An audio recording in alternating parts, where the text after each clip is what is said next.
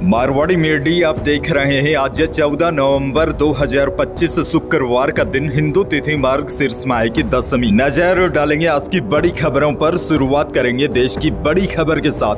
बहुत बड़ी खबर, लाल किले के पास 10 नवंबर को हुए धमाके की जांच में गुरुवार को बड़ा खुलासा हुआ है। पुलिस सूत्रों के मुताबिक आतंकी 6 दिसंबर यानी बाबरी मस्जिद ढहाए जाने की बरसी के दिन दिल्ली समेत कई जगह धमाके करना चाहते थे। जांच में सामने आया है, इसके लिए उन्होंने 32 कारों का इंतजाम किया था। इनमें बम और विस्फोटक सामग्री भरकर धमाके किए जाने थे। इनमें Brezza, Swift Dzire, EcoSport और i20 जैसी गाड़ियां शामिल थी। वहीं देखिए, जांच एजेंसियों ने अब तक 4 कारें बरामद कर ली है और 10 नवंबर को जिस i20 कार से धमाका हुआ था वह इसी सीरियल रिवेंज अटैक का हिस्सा थी।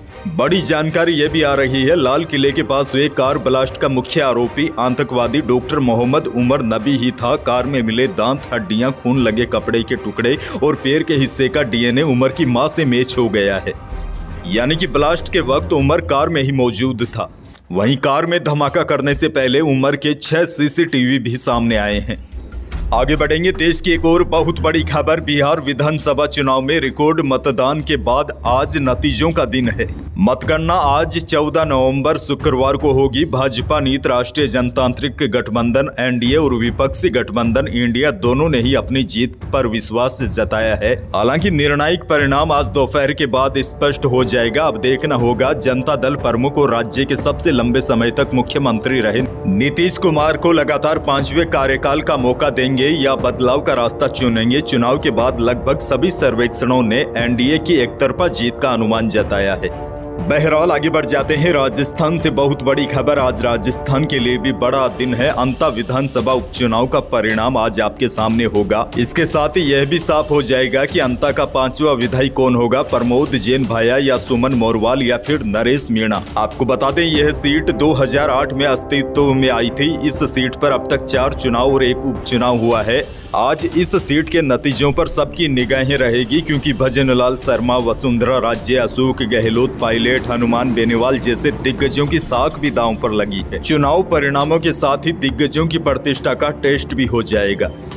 खैर आगे बढ़ जाते हैं। बड़ी खबर, पीएम सूर्य घर मुफ्त बिजली योजना का दायरा बढ़ता जा रहा है। प्रदेश में अब हर महीने 10,000 से अधिक रूफटॉप सोलर लग रहे हैं। बड़ी जानकारी यह है, तीनों डिस्कॉम्स में अब 1 लाख से अधिक संयंत्रों की संख्या हो गई है। योजना में अब तक जयपुर विद्युत वितरण निगम में 33,922, अजमेर विद्युत वितरण निगम में 32,957 और जोधपुर विद्युत वितरण निगम में 33,378 रूफटॉप सोलर संयंत्र लगाए जा चुके हैं।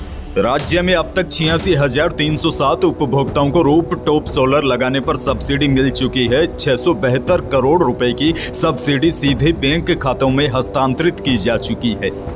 आगे बढ़ेंगे। खाटू प्रशासन और पुलिस एक्शन मोड में है। श्रद्धालुओं की सुविधा और अनुशासन को लेकर सख्त निर्देश जारी किए हैं। अब रोज रात 11 बजे खाटू में सभी दुकानें बंद होगी और श्याम मंदिर के पास का एरिया नो व्हीकल जोन घोषित होगा। मेला मजिस्ट्रेट कार्यालय में ईओ प्रवीण चौधरी, थाना प्रभारी पवन चौबे ने बैठक ली। ई रिक्शा के लिए रूट तय होंगे।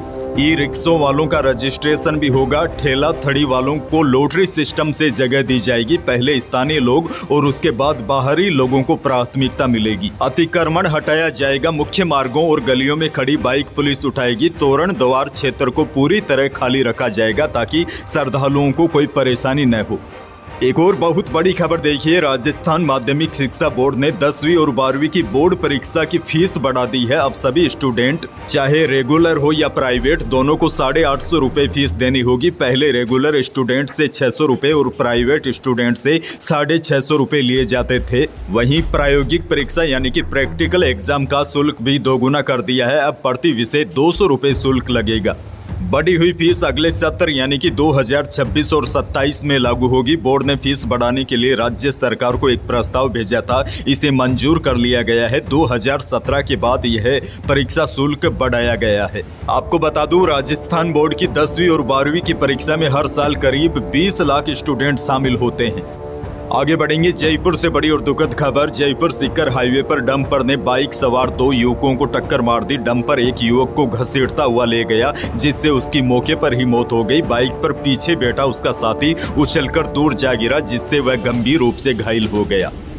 बाड़मेर से भी बड़ी और दुखद खबर। बाड़मेर जिले में चौहटन उपखंड के धनाऊ थाना इलाके में एक भयानक हादसा हो गया। यहां बाकासर सड़क पर चलती बस में सवार एक यात्री ने गुटखा थूकने की कोशिश में अपनी जान गंवा दी। बताया जा रहा है कोई प्राइवेट बस थी। अलमासर गांव के पास बस में सवार रहमतुल्ला नाम का एक शख्स गुटखा चबा रहा था। उसने थूकने के लिए जैसे ही अपना मुंह खिड़की से बाहर निकाला तो सामने से पशुपालन विभाग की एक मोबाइल वैन आ रही थी, जिसकी चपेट में आ गया। उसकी वजह से उसकी मौत हो गई।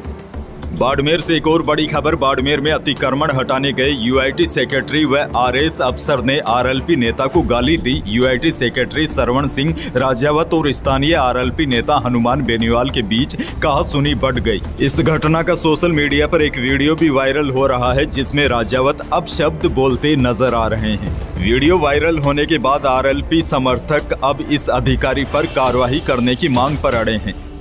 खैर, बहुत बड़ी खबर। राजस्थान में एक युवक के नाम से 7 वोटर आईडी कार्ड मिले हैं और बड़ी बात यह है सभी कार्ड में अलग अलग मतदाता पहचान संख्या है। इस मामले में कांग्रेस ने बीजेपी पर सिस्टम हाईजैक का आरोप लगाया है।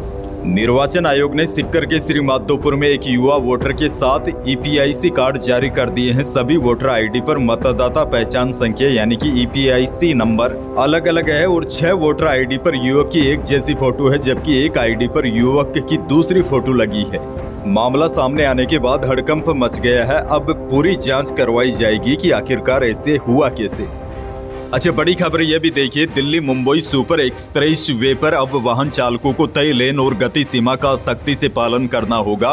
पुलिस और हाईवे अथॉरिटी ने संयुक्त रूप से सड़क सुरक्षा अभियान के तहत लेन ड्राइव सिस्टम लागू किया है। इस हाईवे पर चतुर्थ लेन यानी कि चौथी लाइन ओवरटेकिंग आपातकालीन और एम्बुलेंस के लिए आरक्षित रहेगी। हाईवे अथॉरिटी ने लेन ड्राइव नियमों के पोस्टर भी लगाए हैं। ओवर स्पीड वाहनों पर कैमरों से निगरानी भी शुरू कर दी है ताकि नियम तोड़ने वालों पर सख्त कार्रवाई की जा सके। झुंझुनू से बड़ी खबर। भ्रूण लिंग की जांच करने के मामले में पकड़े गए फर्जी डॉक्टर ने चौंकाने वाला खुलासा किया है। पूछताछ में बताया कि 2003 से वह यह काम कर रहा है। 1 करोड़ रुपए कमा लेता है। दरअसल यह डॉक्टर सोनोग्राफी करके यह पहले ही बता देता था कि पेट में लड़का है या लड़की। बल्कि आपको बता दूं, यह काम गैर कानूनी है। उसके बावजूद भी फर्जी डॉक्टर यह काम कर रहा था और यह 7वीं बार गिरफ्तार हुआ है। उसने कहा कि 1 करोड़ रुपए कमा लेता हूं और 50 लाख रुपए जमानत में चले जाते हैं। कोई जिंदगी भर तो जेल में रहने वाला नहीं हूं, आराम करके वापस आ जाऊंगा। यानी कि न तो इस फर्जी डॉक्टर को किसी कानून का डर है और पूरे सिस्टम की भी इस डॉक्टर ने पोल खोल कर रख दी है। खैर, आगे बढ़ जाते हैं। एक और बड़ी खबर देखिए, वायदा बाजार की तेजी के असर से जयपुर सराफा बाजार में गुरुवार को दोनों कीमती धातुओं में रिकॉर्ड तेजी देखी गई। चांदी 9,200 रुपए की लंबी छलांग लगाकर एक बार फिर 1,68,800 रुपए प्रति किलो पहुंच गई। वहीं शुद्ध सोना भी 2,900 रुपए बढ़कर 1,29,600 रुपए प्रति 10 ग्राम रहा और जेवराती सोना भी 2,700 रुपए तेज होकर 1,21,200 रुपए प्रति 10 ग्राम पहुंच गया। बीकानेर के खाजूवाला से बड़ी खबर। खाजूवाला में थानेदार सुरेंद्र कुमार प्रजापत पर उन्हीं के थाने में 1 लाख रुपए की बंदी मांगने और धमकाने का मामला दर्ज हुआ है। कोर्ट के आदेश पर हुई इस कार्रवाई में कुल 6 पुलिसकर्मी नामजद है, जिसके बाद राजस्थान पुलिस में हड़कंप मच गया। यानी कि थानेदार पर उन्हीं के थाने में FIR दर्ज हुई है। बीकानेर से एक और बड़ी खबर। गुरुवार को किसान और पुलिसकर्मी आमने सामने हो गए। गुस्साए किसानों ने पुलिसकर्मियों पर पथराव शुरू कर दिया। मामला जिले के खाजूवाला थाना क्षेत्र का है। इस पथराव में पुलिस की गाड़ी और जेसीबी के शीशे टूट गए। वहीं कुछ पुलिसकर्मी को चोटें भी आई है। दरअसल इंदिरा गांधी नहर में पानी के बंटवारे को लेकर खाजूवाला क्षेत्र के किसानों ने विरोध किया था। दोपहर 3 बजे किसान नहरी क्षेत्र में शामिल होना शुरू हो गए और प्रदर्शन करने लगे। इनका कहना था कि नहरी पानी के मोगे का साइज सही नहीं है। कुछ किसानों को इस मोगे से अतिरिक्त पानी मिल रहा है। वहीं दूसरे पक्ष के किसानों का कहना था कि मोगा सही है, इसे बदलने नहीं देंगे। इसी बात को लेकर जबरदस्त विवाद शुरू हो गया। मौसम को लेकर भी बड़ी खबर आ चुकी है। प्रदेश में बर्फीली हवाओं के चलते सर्दी का प्रकोप बढ़ गया है। प्रदेश में अगले 3-4 दिन मौसम कुछ इसी तरह बना रहने की संभावना है। वहीं सिक्कर में पहले से ही शीतलहर का दौर जारी है और अब शीतलहर का प्रभाव झुंझुनू में भी शुरू हो गया है। मौसम विभाग ने इन दोनों जिलों में शीतलहर का येलो अलर्ट जारी किया है। वहीं मौसम विभाग ने कहा है कि 15 नवंबर के बाद प्रदेश के अधिकांश जिलों में सर्दी बढ़ जाएगी और कई जिले शीतलहर की चपेट में आ सकते हैं। यही थी प्रदेश और देश की आज की बड़ी और महत्वपूर्ण खबरें। वीडियो को लाइक करना बिल्कुल न भूलिए और चैनल पर नए हैं तो सब्सक्राइब जरूर कीजिए ताकि आप अपडेट रहे बड़ी और काम की खबरों से। धन्यवाद।